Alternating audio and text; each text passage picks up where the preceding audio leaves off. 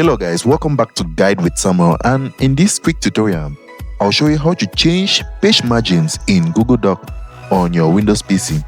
First, open your document at doc.google.com and make sure you are signed in. Next, click File in the top left, then choose Page Setup from the drop-down menu. Then enter your preferred values for top, bottom, left, and right margins. Google Docs usually uses inches by default. After that, click OK to apply the new margins to the whole document. If you want every document to use these settings, click Set as Default before pressing OK. Finally, if you only need narrower spacing for a specific layout, consider using indent or inserting a table to control indent width, since page margins apply to the entire document. If you found this helpful, don't forget to like and subscribe to Guide with Samuel for more helpful tutorials. Thanks for watching.